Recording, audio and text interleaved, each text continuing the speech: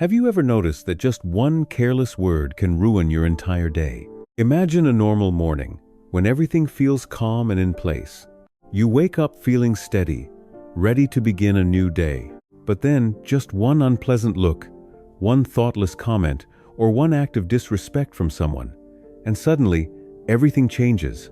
Your heart feels heavy, your mind starts racing, and negative emotions slowly take over before you even realize it. You carry that feeling with you throughout the day, letting it affect your work, the way you speak to others, and even how you see yourself.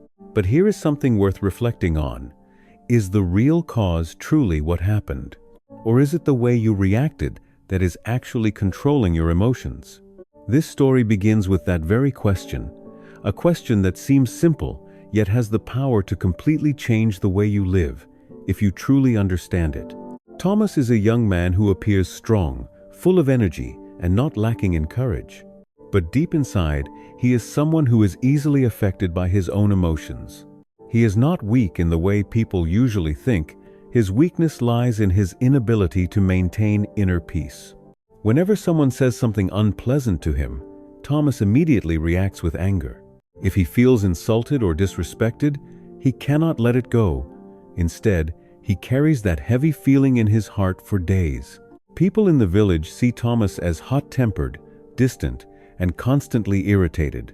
But in reality, what is happening inside him runs much deeper than that. He doesn't truly want to live this way. He is tired of the negative emotions that keep clinging to him. Each time he gets hurt, he doesn't know how to release it, so he silently holds everything inside. Thomas is written as a reflection of many people in real life, appearing strong on the outside, yet carrying a heavy weight of pressure, pride, and unhealed wounds within. That is what makes him such a relatable character, because everyone, at some point, has overreacted, not out of bad intentions, but simply because they were already overwhelmed by what they were carrying inside. Every time Thomas gets hurt, he doesn't just feel the pain and let it pass. Instead, he imagines it as a small stone and quietly picks it up. One by one, he places those stones into a bag on his back, without even realizing what he's doing. At first, the bag is still light, and he walks as usual. But day after day, the stones begin to pile up every insult, every misunderstanding, every uncomfortable feeling. All of them remain in that bag. Then, there comes a point when Thomas starts to feel exhausted. His back slowly bends, his steps grow heavier, and his face carries a constant shadow. He no longer notices the blue sky, no longer feels the peace around him, because all his energy is being used just to carry things that were never meant to be his. And the scariest part is, he thinks this is normal. But what about you? Are you unconsciously picking up stones every day? If you see yourself in this story, comment 9 and start learning how to let go and feel lighter from today. As he drags himself tiredly along the mountain path, Thomas encounters an old merchant whose presence is completely opposite to his own. The man walks slowly and lightly, his face calm as if he carries no burden at all. This surprises Thomas, because the bag on his back has now become so heavy that every step feels painful. The old man stops, looks at Thomas for a moment, and gently asks, "My boy, why do you look so exhausted?" Thomas lets out a deep sigh, his voice filled with weariness. "I'm carrying too many things. What people have said, what they've done to me, I can't let them go." The old man does not rush to respond. He bends down, picks up 2 small stones from the ground, places one back on the path, and hands the other to Thomas. "Look closely," he says slowly. "The people who hurt you are like the stone lying on the road. They threw it away and kept walking. They did not carry it with them." Thomas remains silent, his eyes fixed on the stone lying on the ground. The old man continues, gently lifting Thomas's hand. "And this stone is your reaction. You chose to pick it up. You decided to keep it. And that is what makes your journey so heavy." Thomas tightens his grip on the stone, his voice trembling slightly. "But if I don't keep it, where will those feelings go?" The old man smiles, his eyes full of understanding. "Not everything you feel needs to be held onto. Some things only need to be seen, and then set down. You don't have to carry everything that has hurt you." In that moment, something inside Thomas begins to break open. For the first time, he realizes that all along, he has been the one making his life heavier, not because others were so harsh, but because he chose to hold on to everything they threw at him.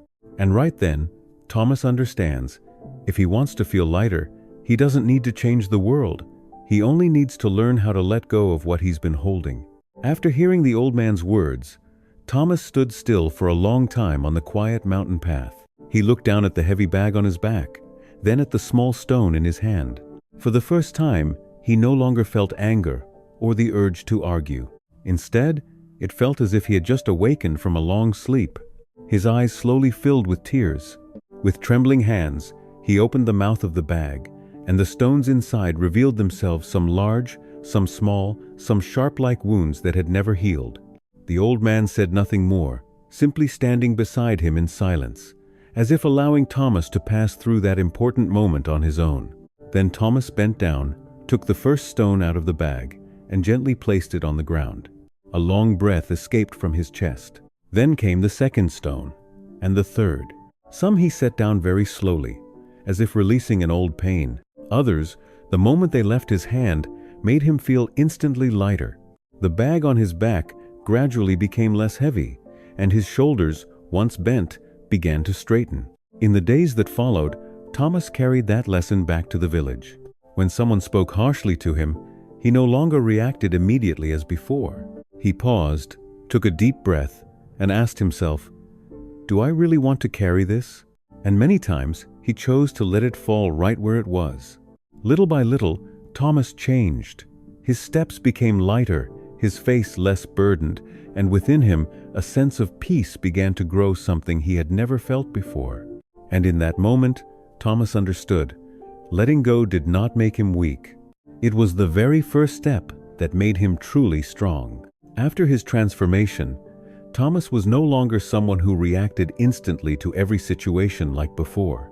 Instead, he learned to pause, observe his emotions, and choose what was truly worth holding on to. He came to understand that life will always throw stones in our direction, harsh words, unwanted actions, or situations that hurt us.